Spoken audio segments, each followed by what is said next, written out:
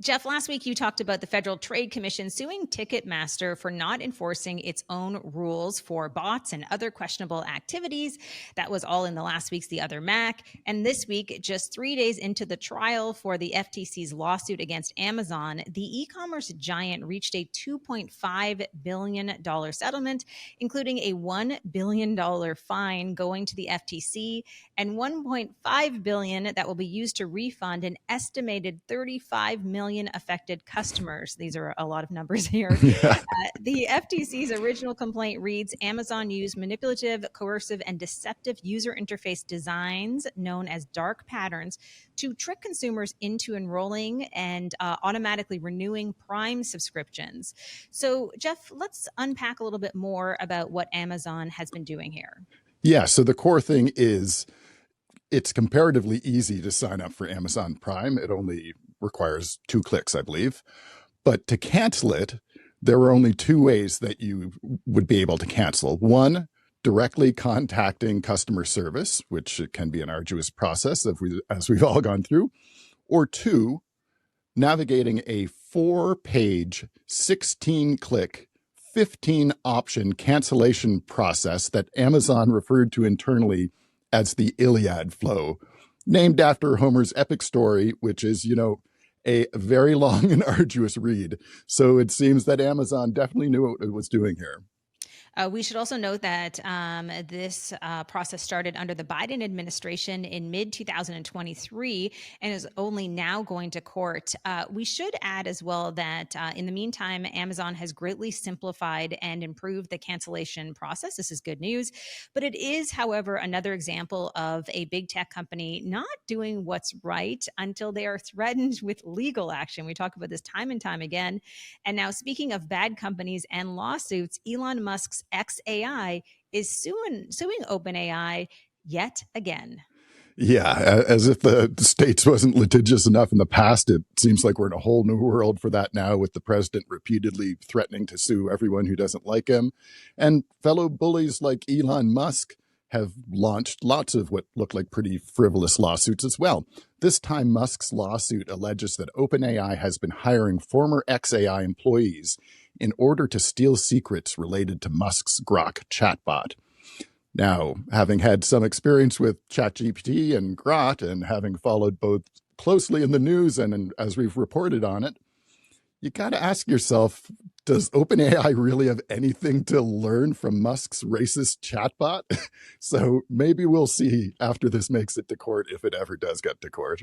Yeah, I think Grok has had so many issues that we have reported on the show, and Musk's damaging legacy continues through DOGE. We haven't talked a lot about DOGE lately, but a new report claims that a database containing social security numbers, birth dates and places, parents' names, and more was put on an insecure cloud server, despite the Social Security Administration having issued a risk assessment that this could be catastrophic, with one whistleblower claiming that a worst-case scenario could see social security numbers having to be reissued, Jeff, to every single American. Yeah, also, that's nuts. Turns out that hundreds of employees fired by the DOGE team were recently rehired because the cuts many months ago apparently went too far. Yeah, and such wasted effort and so much damage and stress. It's just totally pathetic, really. And other concerning news related to AI, we've talked about the ludicrous amounts of money being spent on AI in the States. Well, now Deutsche Bank has warned that the scale is so enormous that AI spending alone may be propping up the entire U.S. economy, writing that, quote, in the absence of tech-related spending, the U.S. would be close to or in a recession this year. That warning was also raised by the Wall Street Journal earlier this year when they noted that AI capital expenditures grew the economy more than the entirety of consumer spending had at that point. This is so concerning. The problem is that there's no telling if these investments are actually going to show the level of returns they need to in order to really justify all of this spending that we're seeing, which more and more people, I think, are starting to really flag as being increasingly unlikely. Now, Jeff, we've talked about this before, but welcome, if you haven't realized it before, to the AI bubble. No doubt. And let's hop over to Europe for what I sure think is some good news, and I think other people will too. We've all seen the very annoying pop-ups asking you to consent to cookies every single time you visit a website. But it looks like the EU may finally be considering altering their e-privacy directive that they put in place in 2009. That required this in Europe, and which was adopted by most of the world because you didn't want to build different websites for non-Europeans or have something totally different. So instead of having some complicated system to account for European visitors, the whole world got endless amounts of pop-ups.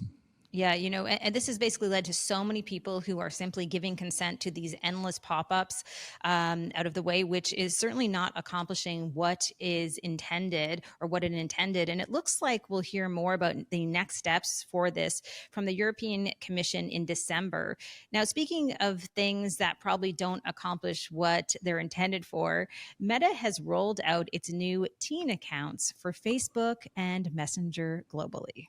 And it's just another example of tech companies refusing to do what's right until someone essentially puts a gun to their heads. Now, these teen accounts were first released on Instagram. And even though they've had that background, a former senior engineer at Meta who became a whistleblower has said that the Instagram teen accounts are woefully ineffective, saying that Meta's safety tools are mostly, I quote, ineffective, unmaintained, quietly changed, or removed. And in his research on Instagram from just a couple months ago, he determined that of the 47 safety tools available, 30 of them could be circumvented with just a few minutes effort, if that. But Jeff, at least you can contact someone at Facebook or Instagram if you need help. Oh, wait, no, you can't. That is impossible. You'll never be able to do that. Now, let's jump from one questionable social media network to another, as it looks like we're finally getting closer to the much delayed American TikTok deal, with Trump signing an executive order approving a deal valuing TikTok's U.S. operations at $14 billion. It should be noted that China has yet to say whether it will approve the sale, so this is really an ongoing story, which leaves TikTok's Chinese owner ByteDance with a stake of less than 20%. Yeah, and that's compared to U.S. companies having roughly a 2/3 share, which includes investors like Larry Ellison's Oracle, Rupert Murdoch's Fox, and Michael Dell, while the Abu Dhabi royal family will have a 15% share as well as a seat on the board. But the sketchiest thing about all of this is Trump is once again extracting money from the deal with an alleged request for a payment to the U.S. government of several $billion to let this go through. As Luigi Zingales, University of Chicago professor of finance, noted, quote, at a minimum, this now means there's a tax imposed on every major business transaction. But even worse, businesses will no longer be focused on innovating and creating value. And instead, the whole game is now rent seeking. It's all about ingratiating yourself with Trump. Yeah. And we've seen far too much of that lately, as some of the biggest players in the country built on independence and courage and open markets tuck their collective tails between their legs to come to heel for a bullying president, further entrenching the harmful crony capitalism that seems to be taking over the United States. Jeff, tell us how you really feel. I will say, I'm going to predict something. I don't like to do this, but the Trump family is going to be the richest family in the world if Trump ever leaves office. I think he's going to overtake Elon at this rate.